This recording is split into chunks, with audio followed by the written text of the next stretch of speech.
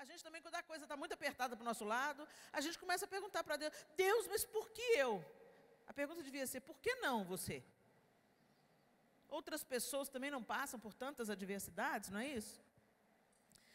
E aí no verso 38, no capítulo 1, depois disso, o Senhor, do meio de um redemoinho, respondeu a Jó: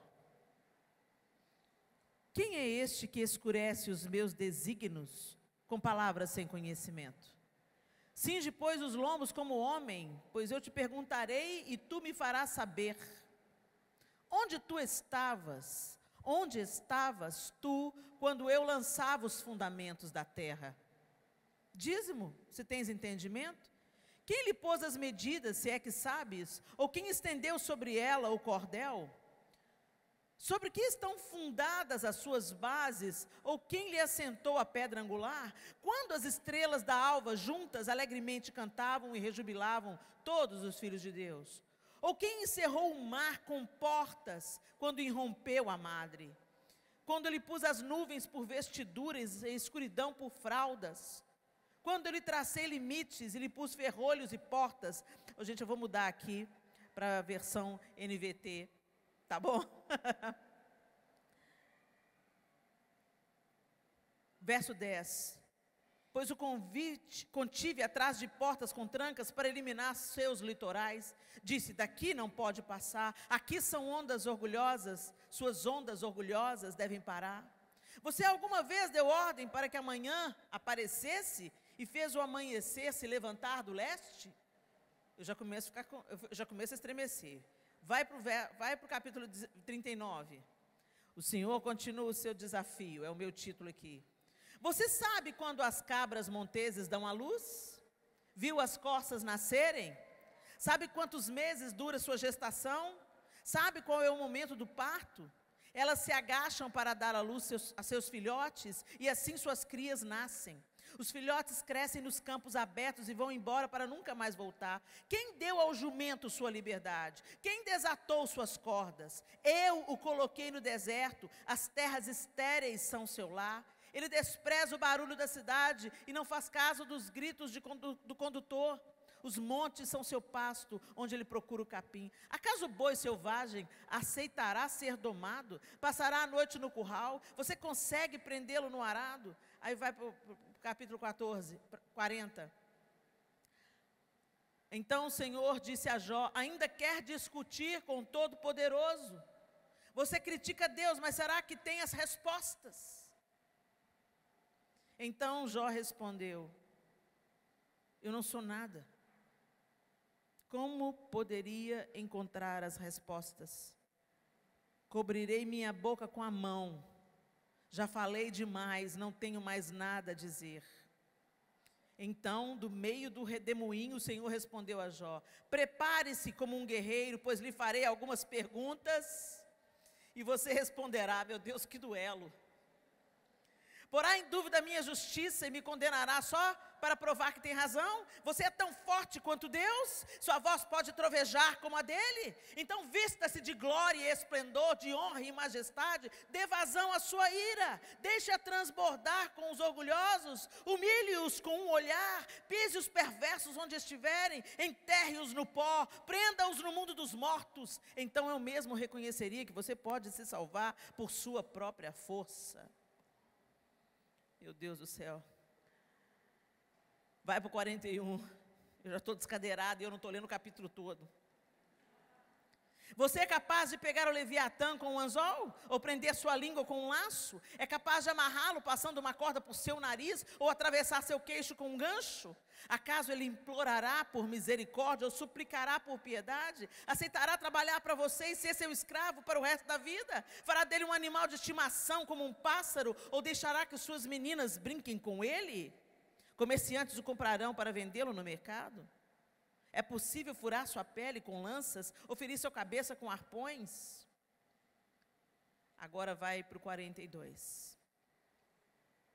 Então Jó respondeu ao Senhor, sei que podes fazer todas as coisas, e ninguém pode frustrar teus planos.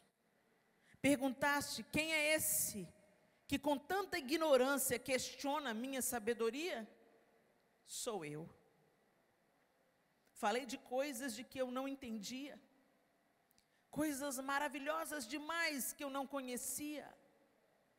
Disseste: ouça e eu falarei, e eu lhe farei algumas perguntas e você responderá. Antes, eu só te conhecia de ouvir falar. Agora, eu te vi com os meus próprios olhos. Retiro tudo que disse e me sinto arrependido no pó e nas cinzas. Senhor, essa é a tua palavra, tua bendita palavra.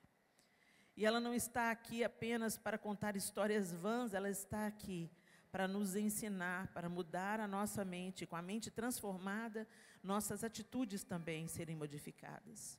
Ajuda-nos pelo poder do teu Espírito e marca-nos nessa noite com a verdade que vem do Senhor, em nome de Jesus. Amém e amém. Eu quero falar com vocês nessa noite sobre a contemplação de Deus. Será que nós temos investido tempo em nos deliciarmos em Deus?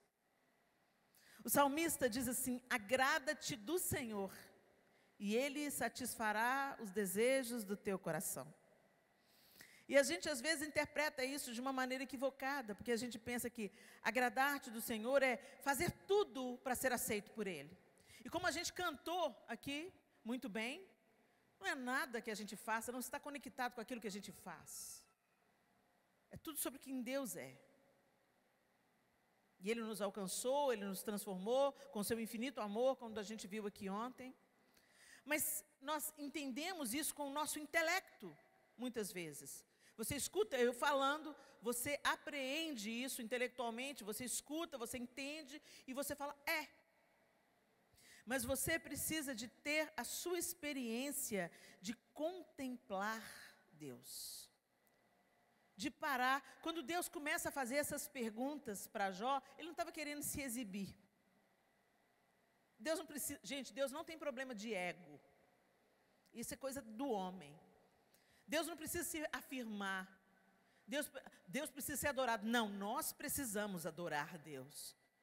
Porque a adoração é amor extremo. E esse amor extremo nos leva à conexão. E nessa conexão, nós somos transformados. Deus não vai mudar em poder, em santidade, se nós caminharmos diante dEle em santidade e amor. Ele está estabelecido em um alto e sublime trono.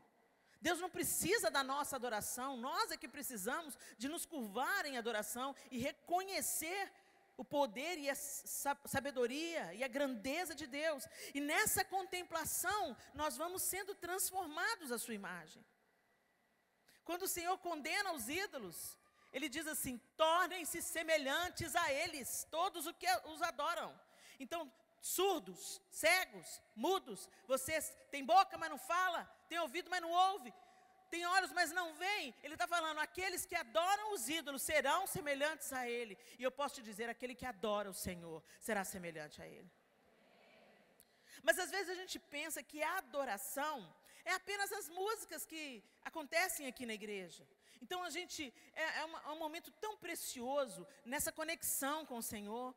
E a gente, através das canções, que é apenas uma das múltiplas linguagens de adoração, nós nos achegamos a Ele no louvor congregacional e juntos nós o adoramos e cantamos sobre a sua grandeza, sobre o seu poder, sobre a sua majestade e força. Aliás, é um tempo que nós precisamos realmente de reavaliar as nossas canções de adoração, porque sutilmente o diabo está roubando a adoração. O momento da adoração a gente está cantando mais sobre como a gente se sente, ou sobre o nosso próprio umbigo, ou sobre as nossas próprias dores. Gente, tem hora para tudo.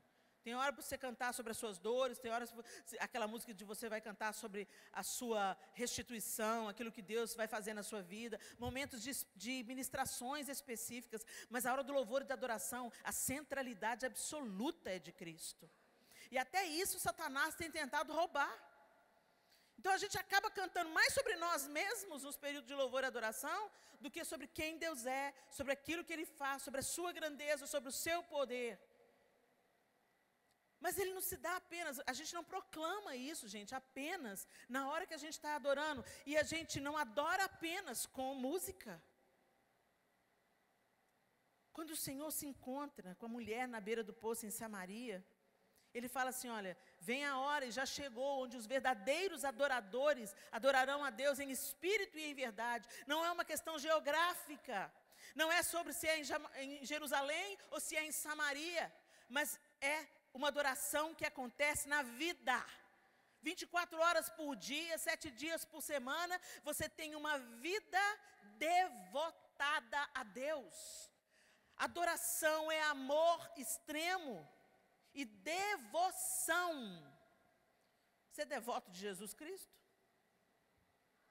Você conhece essa palavra, devoto?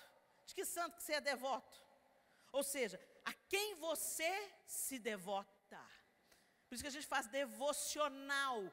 Devocional é o momento em que você para tudo que está fazendo, porque a prioridade da sua vida está diante dos seus olhos, e você para, não com a sua lista de pedidos, mas você para olhar para Ele. O tema desse congresso é Hoje Olhamos para Ele. É o acróstico de Hope. Hoje olhamos para Ele. Será que nós estamos olhando para Ele, gente? Será que quando nós assentamos diante de Deus no nosso devocional, nós contemplamos Deus? Será que quando a gente está lavando a louça, nós contemplamos Deus? Quando a gente está trocando a fralda de uma criança, estamos contemplando Deus em espírito e em verdade. É algo que acontece no transcendente e é algo que acontece no natural. É algo que a gente pensa que a igreja é o lugar da adoração. Gente, a vida é o lugar da adoração. A sua vida deve ser devota ao Senhor. Então, se você está trabalhando, você é um ministro no mercado. Você está trabalhando, você está cuidando dos dentes das pessoas, você está cuidando de criança, você está passando flúor na criançada, você está tornando o nome do Senhor conhecido, porque tudo que você faz na sua vida tem o Senhor na centralidade de tudo. Você vê o propósito de Deus em tudo. E, gente, quando a gente entende que a vida não é esse dualismo que a gente entende do o sagrado e o profano, a igreja e o mundo, uma vez que o Senhor me alcançou, eu sou do Senhor em qualquer lugar, a qualquer hora, eu sou uma agente da vida, transbordando a vida em adoração aos pés do Senhor. Então a gente tem uma mania, até mesmo por causa da construção da nossa fé, a gente pensa assim, a música do louvor é a música animada, e a música da adoração, aquela música, apaga a luz. Também, mas quando você está dando comida para o faminto, isso é adoração. Quando você está atendendo bem o seu cliente, isso sobe as narinas de Deus como adoração. A pessoa começa a ver que a sua vida é devotada a Deus, porque você tem um jeito diferente de agir, de pensar, de andar, de vestir. Você é diferente. Você já foi parado para alguém e falou, escuta aqui, você é evangélico, né? Mas não estou falando por causa do estereótipo, não, porque tem uns estereótipos, né, gente? A gente veste como crente, né? Você vê uma menina de saia jeans, coque, blusa branca, você fala evangélica. Tem os estereótipos, né? E a gente identifica. Esses dias aí, no aeroporto, eu vi o cara chegando, correndo assim com violão na mão, aquela calça de tergal, um relógio dourado desse tamanho. E aí ele fez uma pergunta para o cara, e o cara respondeu, obrigado, amado, crente. Na hora que ele falou, amado, eu fui crente. Não é por causa dos estereótipos, não. Às vezes você está por trás de um balcão com o uniforme da empresa. E alguém fala assim, aqui, você é diferente. É por aí, gente. É quando você está tão conectado com o Senhor, que Ele começa a sair pelo olho, pela orelha, pelo gestual, entendeu? Ele brota, ele sai, blu, blu, blu, blu, entendeu? Você não tem que fazer esforço nenhum, sai. Você está cheio de Jesus, transborda. E você vive a vida para a glória de Deus. Isso é uma vida de adoração. Mas, gente, ela é resultado de intencional contemplação. A gente precisa de contemplar Deus. Como assim, Helena? A gente não enxerga Deus. Eu não enxergo Deus, como é que eu vou contemplar Deus? Você enxerga Deus sim. Só isso aqui que a gente leu sobre Deus falando com Jó, o que te pareceu? Você pode imaginar Deus? Você pode imaginar o tamanho de Deus falando com Jó? Onde você estava? Quando eu pus limite no mar, Jó, e falei para as ondas, você não vai passar daqui. Você não, a perspectiva que a gente tem de Jó, desse tamanhozinho de Deus enorme, não é? Através da palavra nós contemplamos Deus.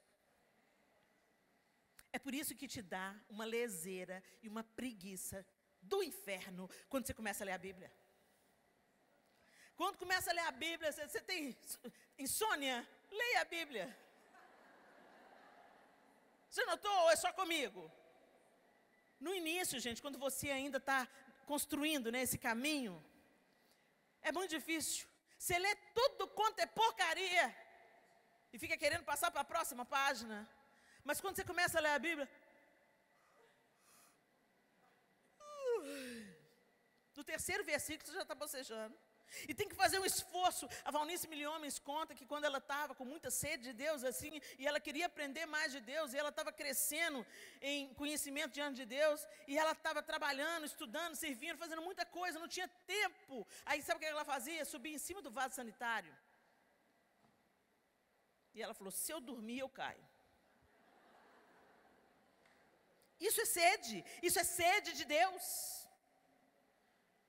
E ela subia, ela conta que ela subia, e já era mais de meia-noite, e ela subia no vaso, começava a ler, mas ela sabia.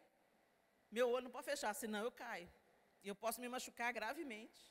E ela ficava ali, até concluir a leitura bíblica dela. Isso é disciplina. Isso é fome. A gente tem o pão, mas está faltando fome. A gente tem a água, mas está faltando sede.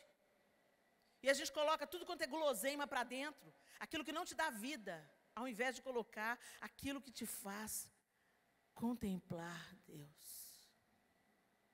Só para vocês terem uma ideia. Espera aí, fica aí comigo.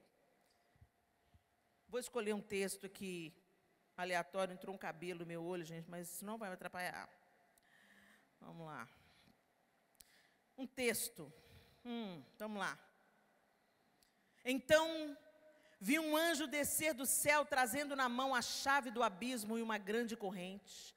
Ele prendeu o dragão, a antiga serpente, que é o diabo, Satanás, e o acorrentou por 1000 anos. O anjo o lançou no abismo e fechou e pôs um lacre na porta, de modo que ele não pudesse mais enganar as nações, até que terminassem os 1000 anos. Agora vai para mim lá, no Apocalipse, estou adiantando para o verso 11. Vi um grande trono e aquele que estava sentado nele. A terra e o céu fugiram de sua presença, mas não encontraram lugar para se esconder. Vi os mortos, pequenos e grandes, em pé diante do trono de Deus, e foram abertos os livros, incluindo o livro da vida. Os mortos foram julgados segundo o que haviam feito, conforme o que estava registrado nos livros. O mar entregou seus mortos, e a morte e o mundo dos mortos também entregaram seus mortos, e todos foram julgados de acordo com seus atos. Então a morte e o mundo dos mortos foram lançados no lago de fogo. Esse lago de fogo é a segunda morte, e quem não tinha o nome registrado no livro da vida foi lançado no lago de fogo. Então vi um novo céu e uma nova terra, pois o primeiro céu e a primeira terra já não existiam, e o mar também não mais existia. E vi a cidade santa, a nova Jerusalém, que descia do céu da parte de Deus, como uma noiva belamente vestida para o seu marido. Ouvi uma forte voz que vinha do trono e dizia: vejam, o tabernáculo de Deus está no meio do seu povo, Deus habitará com eles, e eles serão o seu povo, o próprio Deus estará com eles. Ele lhes enxugará dos olhos toda lágrima, e não haverá mais morte, nem tristeza, nem choro, nem dor. Todas essas coisas passaram para sempre. Como é que você termina uma leitura dessa? Assim como eu estou. Uau! Contemple a majestade de Deus. Quando você se debruça sobre as Escrituras, até nas misérias, quando você vê o pecado de Davi com Betseba, Deus manda o profeta Natã à casa de Davi, corrigir Davi. E ele compara Betseba a uma cordeirinha. A gente vê o Deus grandioso, majestoso, se importando com uma mulher que foi tomada à força por quem deveria protegê-la. Deus não põe panos quentes no pecado de Davi. Ele corrige Davi. E ele chama, ele compara Betseba, a cordeirinha. Eu já vi gente falando mal de Betseba. Betseba foi tomar banho no terraço, porque era Davi que estava no terraço, quando ele deveria estar na guerra. Era Davi que procurou saber quem era aquela mulher. E ele sabia que era a mulher de um dos seus valentes mais leais. Era Davi que não podia cobiçar aquela mulher, porque ele já era cheio de esposas.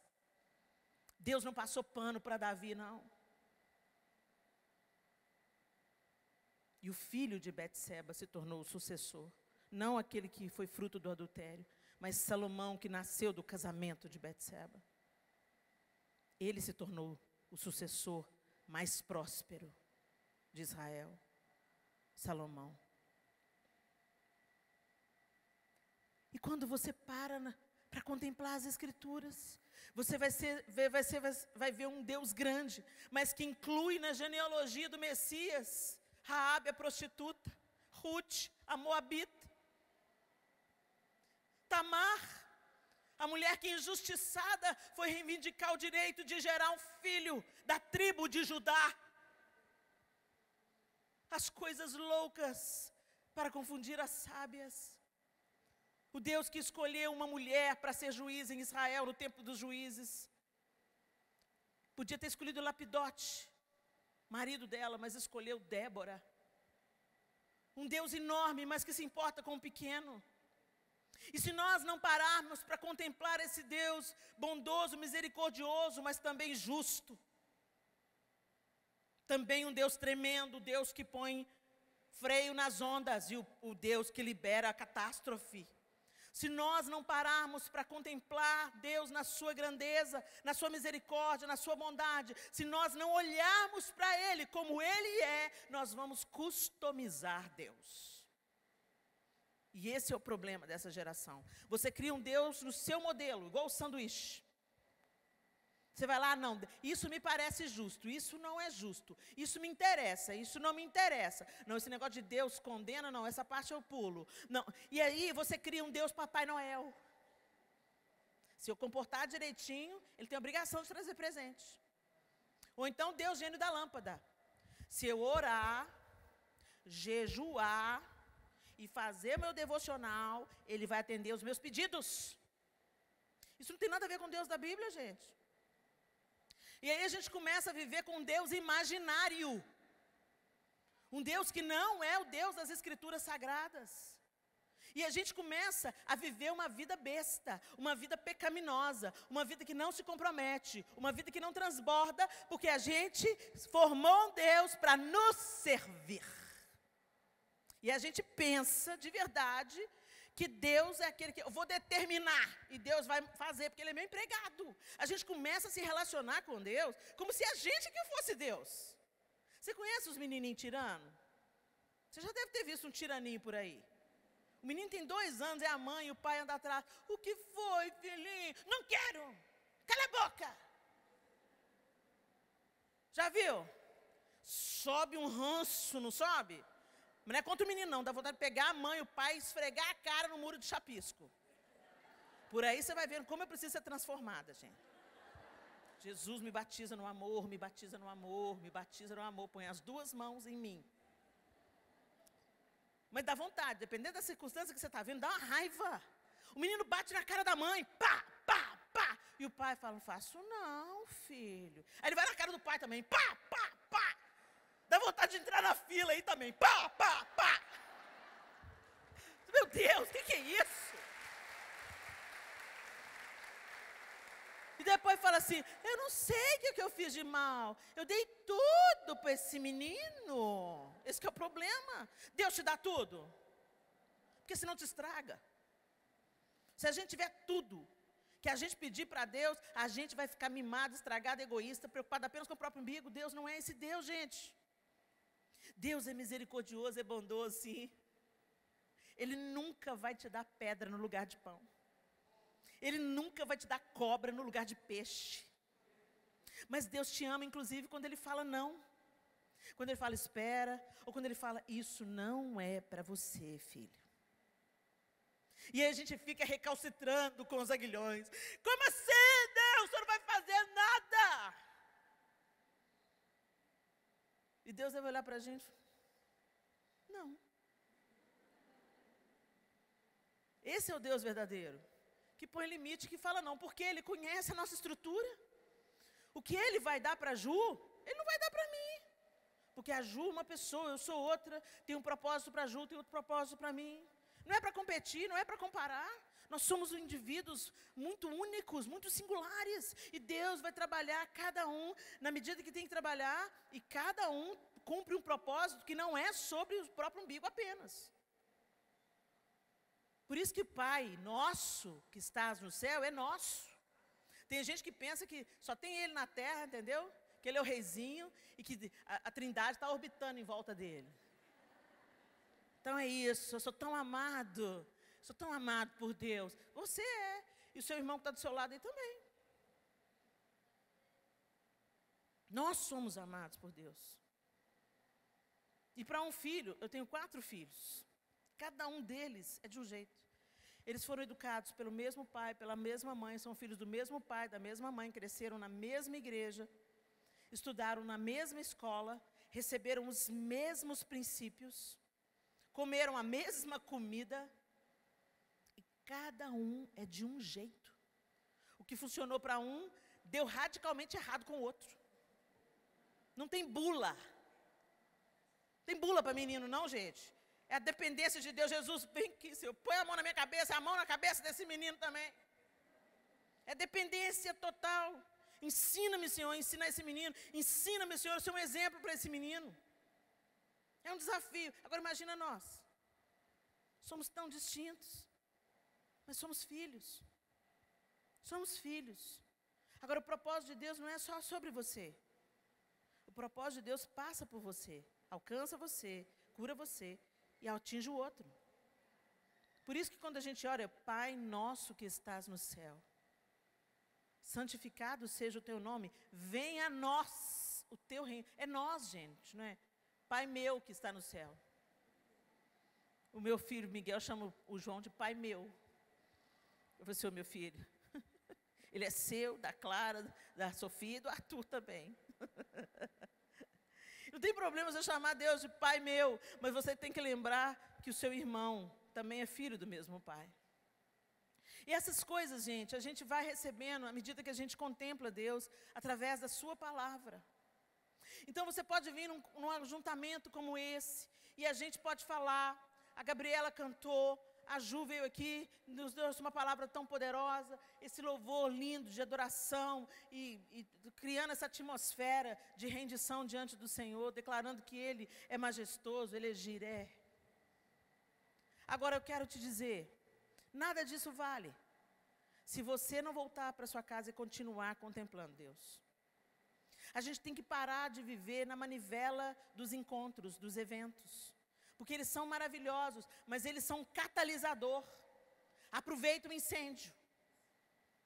Aproveita o catalisador. Aproveita a chama e não deixa ela apagar. O problema é que a gente sai daqui uma benção, até flutuando. Vai para o acampamento de carnaval, volta todo mundo. Mãe, deixa que eu lavo a louça, mãe. Aí vai falando, começa a falar em línguas. É uma bênção. Daqui 4 dias o brilho vai se esvaindo. Põe o véu na cara, mas o brilho já foi. Quando vem para a igreja, põe o véu na cara. A paz do Senhor. Mas quando chega em casa... O velho homem está aí, porque o miserável não morreu afogado na água do batismo. Sabe nadar. Então, gente, essa chama é uma chama que a gente acende todo dia, através da contemplação das Escrituras. Quantos aqui já leram a Bíblia toda? Fica de pé quem já leu. Não mente não, hein, gente? Faz parceria com o diabo, não. Quem já leu a Bíblia toda, fica de pé.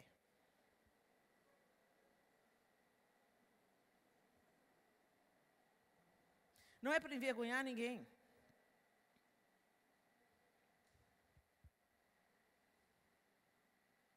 Mas dá uma olhada em volta. Eu vou arriscar 20%. 20%, pode sentar.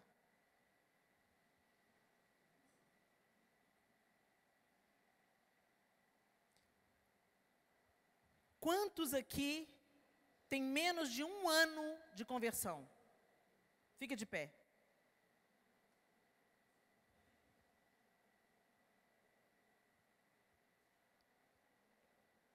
Pode sentar.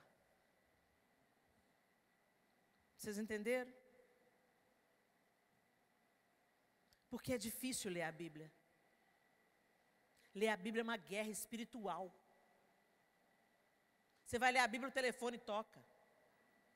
E você fala, não tenho tempo. Fica caladinho para Jesus te dar vitória. Porque se você vai olhar no aplicativo do seu celular, você fica 5 horas no Instagram, no WhatsApp, usando o celular, as redes sociais, 5 horas. Então não vem me dizer, se você lesse a Bíblia 5 horas por dia, você lia ela em 3 meses. Nós somos indesculpáveis, gente. Somos indesculpáveis. Enquanto isso, os muçulmanos, de 5 anos, já tem que saber o Corão de cor. Como é que a gente vai ensinar a nova geração a amar a palavra de Deus se eles não veem a gente lendo a Bíblia?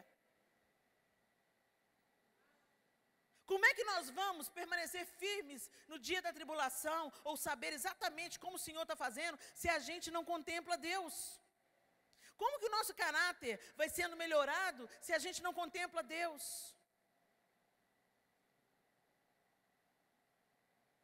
Como que a gente vai temer o Senhor? Falta temor na nossa geração. O Senhor é amigo. O Senhor é conselheiro. O Senhor é o príncipe da paz. O Senhor é doce como mel. Mas Ele é leão. Ele é cordeiro, mas Ele é leão. E a gente banalizou a autoridade de Deus. E o nosso temor se esfriou. E por isso que a gente, não dói na gente pôr pornografia diante dos olhos. O consumo de pornografia entre mulheres cresceu absurdamente. O consumo de álcool entre mulheres cresceu absurdamente. E a infidelidade feminina está equiparada à infidelidade masculina. E nós somos geradoras da próxima geração. Guardiãs da família. Intercessoras no lar. Nós temos todas as armas. Somos armadas e poderosas em Deus. Mas andamos como crianças num campo de batalha. Andamos desprevenidas num campo de batalha. E eu quero te encorajar. Contemple. Contemple o Senhor. Contemple a sua glória, o seu poder e a sua majestade. Helena, mas quando a gente lê alguns livros da Bíblia, a gente manda Deus mandando matar todo mundo. Gente, Deus não mudou, sabia? É o mesmo Deus. Nossa, mas isso é tão injusto. Pois é, esse mesmo Deus que mandava matar o povo, foi o mesmo que matou o seu próprio filho, para você ter vida. Aí essa hora não foi injusto, não. Porque isso te favoreceu, né? Deus mandava extirpar os infiéis. Depois de já ter mandado os profetas, depois de já ter mandado avisar, depois de já ter falado para o povo se arrepender. Deus sempre dá a oportunidade para a gente se arrepender. E eu quero te dizer, ainda está dando tempo. Ainda tem tempo para você mudar o seu caminho. Ainda tem tempo para você construir um caminho de devoção e de adoração diante de Deus. Ainda tem tempo de você se assentar diante de Deus e contemplar a sua face amorosa, a sua face cuidadora, receber o seu amor redentivo, mas também contemplar a sua justiça, o seu poder, a sua majestade e tremer diante da sua ira. E querer escapar da sua ira pelo caminho da obediência. Ele tem mandado, hoje nós temos programas de televisão, nós temos Bíblia online, nós temos seminários, simpósios, curso online. Hoje nós somos indesculpáveis, mas eu fico vendo, eu posto o look do dia, não sei quantas curtidas, 1 milhão. Eu posto um vídeo de palhaçada, fazendo uma dublagem. Ah, Helena, você é maravilhosa, Helena, morri de rir, Helena, maravilhosa. Aí eu posto redescobrindo sua Bíblia. Aí as visualizações só foram caindo. Eu fui explicando, eu dou um resumo do livro de Gênesis, de Êxodo, de cada livro, por que ele foi escrito, quando que ele foi escrito, qual o propósito do livro, e indico o livro para as pessoas que querem conhecer a Bíblia, entender melhor a Bíblia, pôr o redescobrindo a sua Bíblia do lado da sua Bíblia, e ir lendo e entendendo. Alguém teve o trabalho de fazer um livro, resumindo e explicando os porquês. Um material que pode chegar na sua mão, por R$50 que custa o livro. E pode mudar a sua vida devocional. Ah, mas isso não me interessa. Isso não me interessa. E eu fui vendo, diminuindo, mas não vou parar de fazer, não, vou continuar fazendo. Porque se um receber, está valendo. Não fique de fora daquilo que Deus está fazendo. Deus está fazendo coisas grandiosas nesse tempo. Deus está levantando um exército. Deus está fazendo um avivamento de dentro para fora. É isso, é assim que consistem as coisas que permanecem. Elas começam dentro, elas começam escondidas, debaixo da terra. E aí elas nascem, brotam, ganham força, florescem e frutificam. Mas a gente é uma geração que se impressiona com as coisas majestosas, mas ocas. Sem substância, look do dia. Isso passa. A gente gosta disso, mas isso não ajuda a gente a ficar com a raiz forte.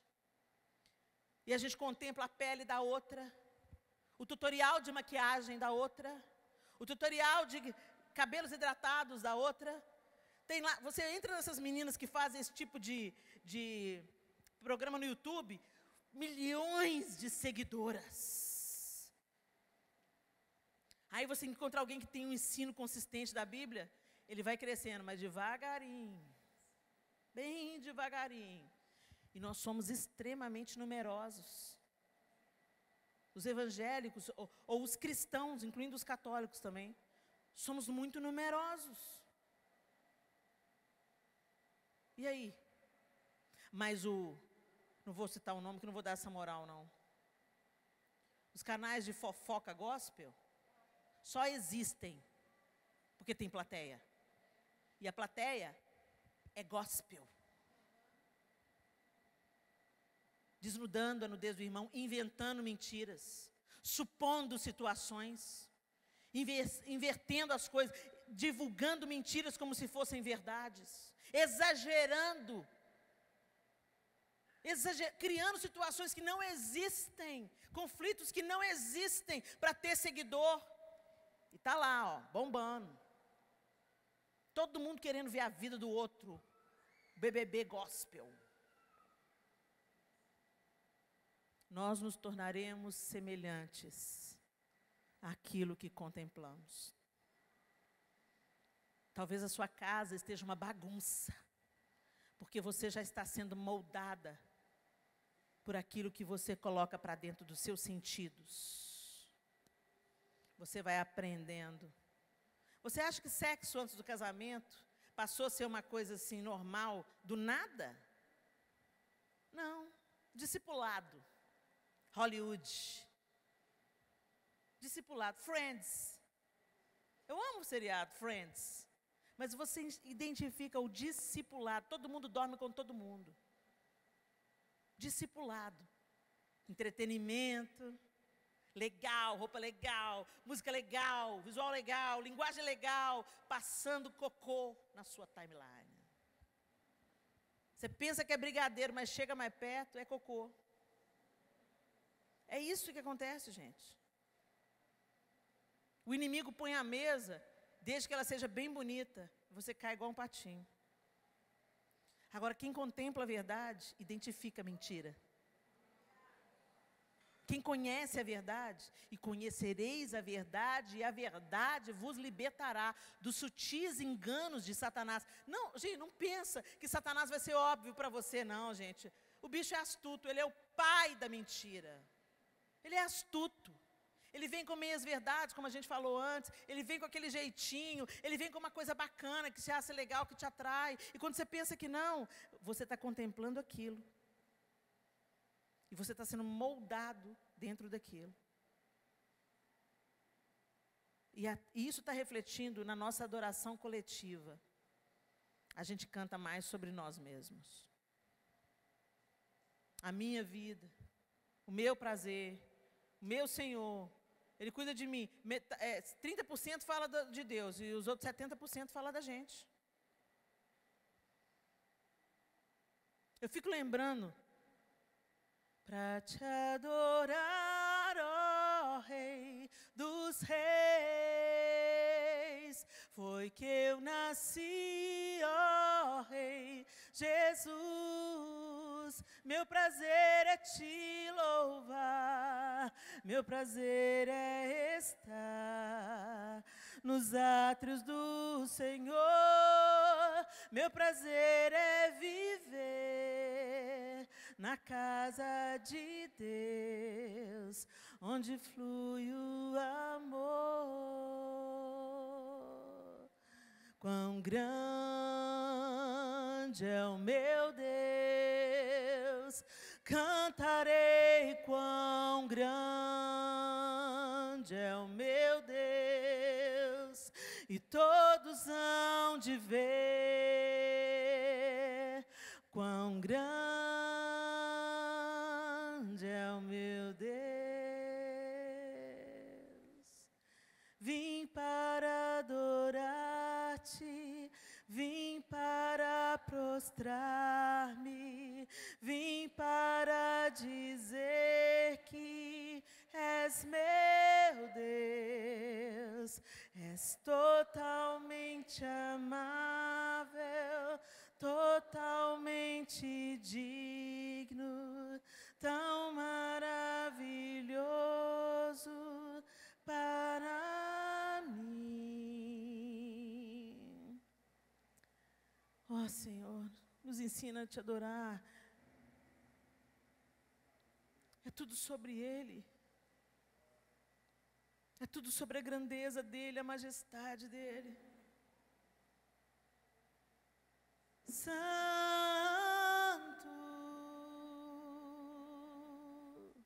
só Tu és santo,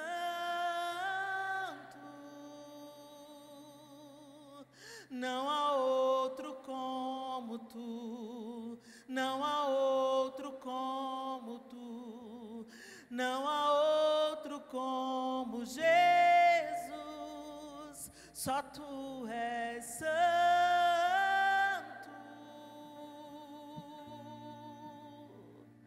Só Tu és santo,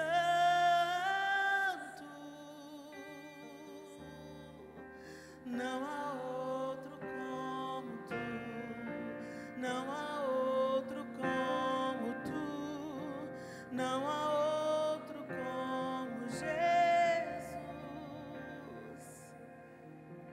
Ah, Senhor, fique de pé no seu lugar. Contemple o Senhor. Feche os seus olhos. Eu quero que você dê uma olhada para a sua vida secreta com Deus. Nós somos adoradores de plateias, adoradores na igreja, adoradores na hora do louvor. Mas quando você serve alguém com o Senhor na centralidade do seu gesto, isso sobe as narinas dele como adoração, em espírito, em verdade. Quando eu cuido de uma criança, é para a glória de Deus. Quando eu sou excelente no meu trabalho, é para a glória de Deus. Quando eu chego pontualmente e saio na hora que eu devo sair, é para a glória de Deus. Quando eu cuido da casa e da minha família em serviços ordinários, é para a glória de Deus.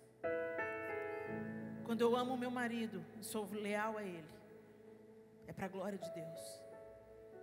Quando eu beijo os meus filhos e os abençoo, é para a glória de Deus. Quando eu canto as minhas canções de amor na igreja, é para a glória de Deus. E o que eu assisto, o que eu consumo, também é para a glória de Deus. O meu dinheiro é para a glória de Deus. Tudo quanto fizerdes, fazei-o como para o Senhor. Tudo é ministério. Você é um ministro de mercado, você é um ministro quando é um dentista, você é um ministro quando é um professor, você é um ministro quando é um enfermeiro. Uma vez uma enfermeira virou para mim e falou: Helena, você está lançando um livro, eu queria tanto fazer alguma coisa para Deus. E eu falei com ela assim: o que que você faz? Eu sou enfermeira aqui no hospital infantil aqui do lado. Inclusive essa semana chegou um menino em estado muito grave e a médica falou que era para eu ministrar um medicamento só para não falar que ela não fez nada, porque o menino não ia vingar. E quando eu comecei a injetar no soro o medicamento, eu falei: Senhor, ressuscita esse menino e deixa ele viver para a sua glória. A médica riu de mim, me ridicularizou, mas o menino melhorou.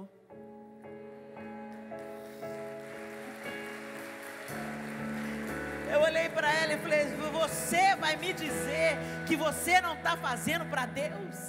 Você é uma ministra da vida no lugar onde a morte está. Vamos parar com essa mente dualista. A nossa vida é sagrada, porque a nossa vida pertence ao Senhor. Contemple o Senhor. Olha para Ele. Hoje olhamos para Ele. Olhe mesmo. Olhe mesmo, não tire os olhos dele, porque isso vai te santificar. Não tire os olhos dele, porque isso vai te deixar mais amoroso. Não tire os olhos dele, porque isso vai dar propósito para a sua vida. Não tire os olhos dele, porque isso vai reorganizar os seus outros relacionamentos. Não tire os olhos do autor e consumador da nossa fé. Coloque os olhos em Cristo e contemple sua glória e majestade, porque não há outro como o Senhor. Vamos adorá-lo, vamos contemplá-lo.